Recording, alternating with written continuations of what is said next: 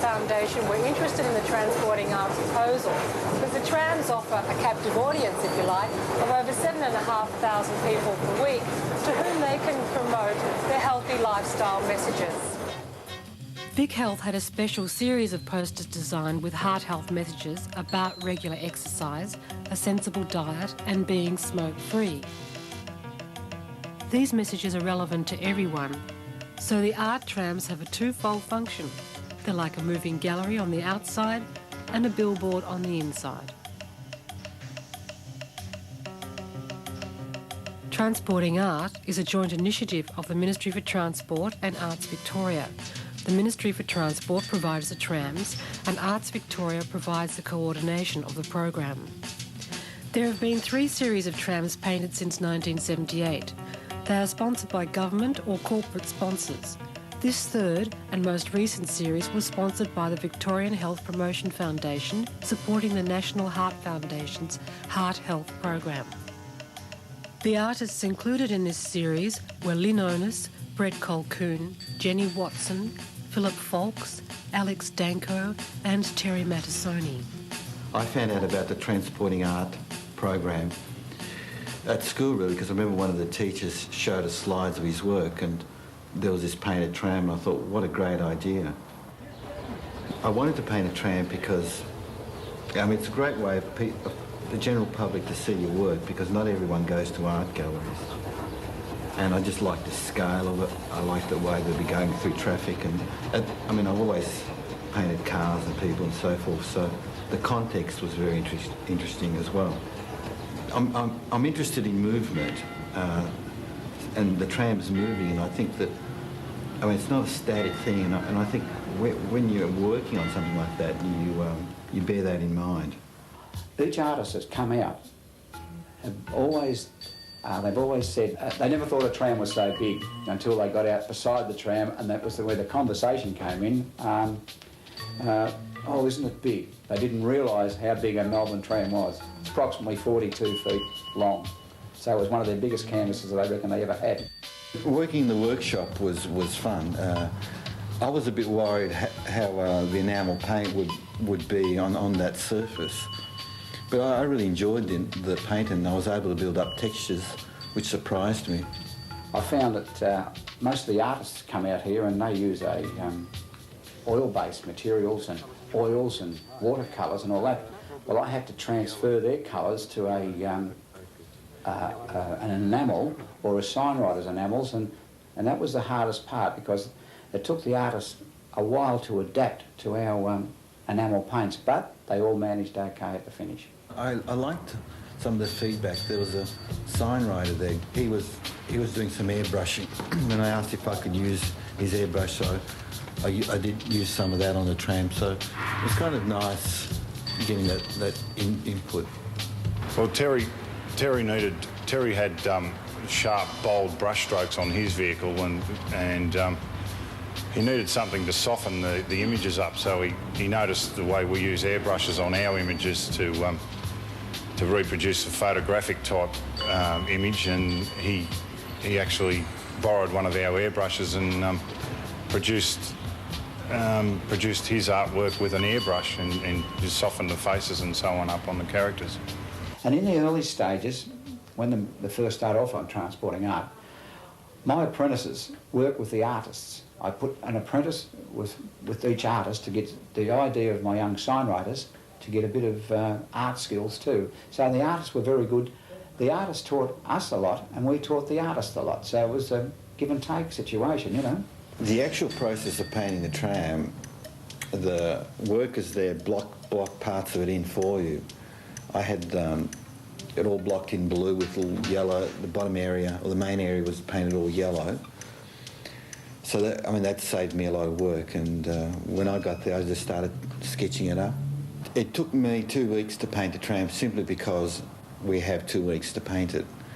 The one thing that you don't have the luxury to sit back and think like you do when you're doing your own painting. People can spend 6 months thinking about something in their painting. There's a funny story when I was painting the tram.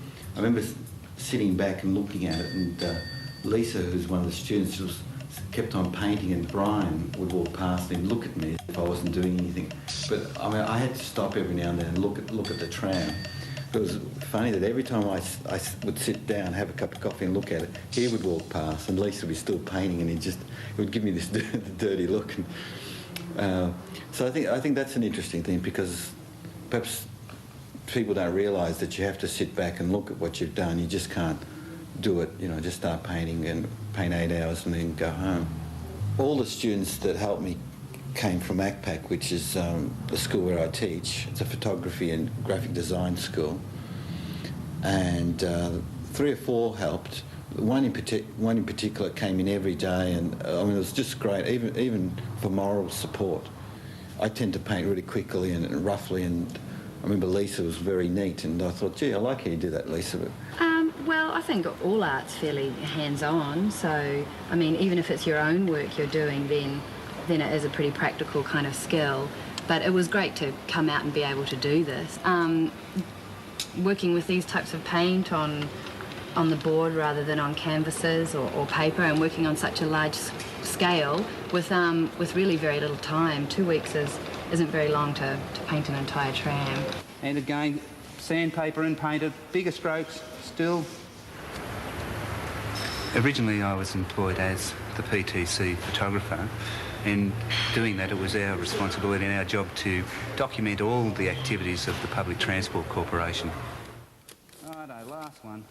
We did an environmental portrait of each of the artists on location, and they were to go inside the tram to help the people that saw the trams and that rode on them to be able to see who actually painted the tram. When I took the portraits, I was most concerned in making sure that I had a picture of the artist with his artwork, rather than just what would I call it? Rather than having a quick shot of them, of someone holding a paintbrush, I wanted them to be part of their art. I wanted everyone to recognise quickly that that was his tram and that was who the person was.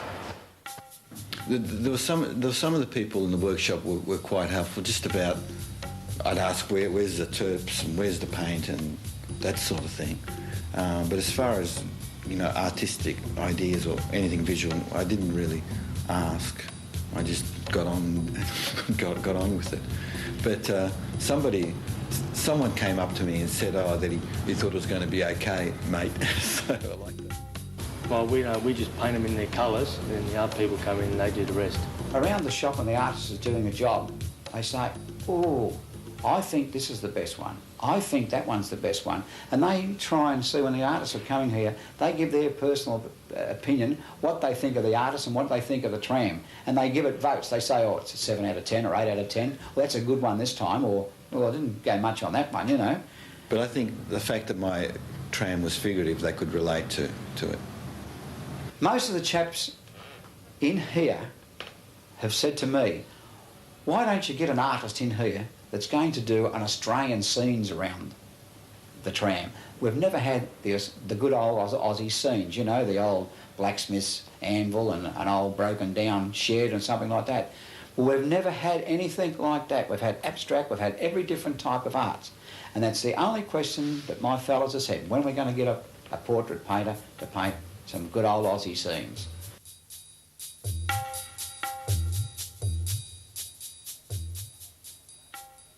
As we know that trams get into arguments with other cars on the road and they have slight accidents.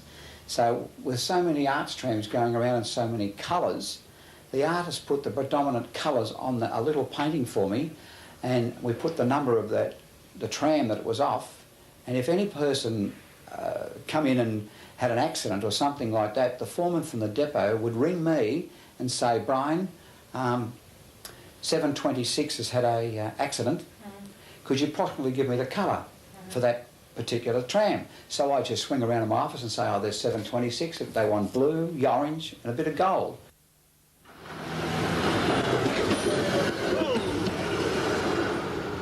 I guess the fact that the tram will be going into the city and there'll be people in the city, there'll be cars in the city, I like the idea that people will see themselves or how they might see themselves, and the contrast between real people and the painted image. And these are all ideas I had in my mind while I was doing them. I painted the images slightly larger than life size so they would dominate. I've tried to create tension with some of the figures.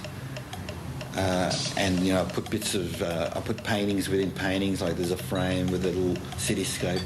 So hopefully people look at it, and in a sense, I want them to see themselves, but I also want people to make up their own mind. And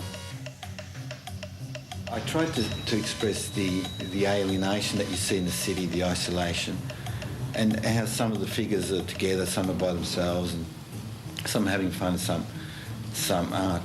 I'm aware that some people have seen, you know, it has a nighttime aspect, but they've seen these haunting images, which is okay. I mean, I painted some dark figures there with really strong contrasts, and so people are bound to see that.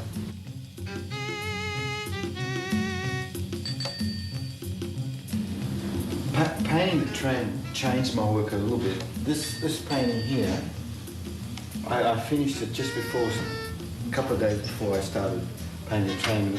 It's very sort of modelled and very finished, and but the tram almost forced me to loosen up and become more graphic, and I kind of like that quality. Well, look, I think the benefits of having painted trams in Melbourne are many. For a start, it brings art to the public. It makes art more accessible. It gives money for artists, and it's a challenge. And I mean, we have to break down the barriers and make art, you know, people more aware of art. And my experience is that the more people are accustomed to seeing art, the more they appreciate it, the better it gets. I mean, I think it's a great scheme. Vic Health and the National Heart Foundation are proud to support the Transporting Art program.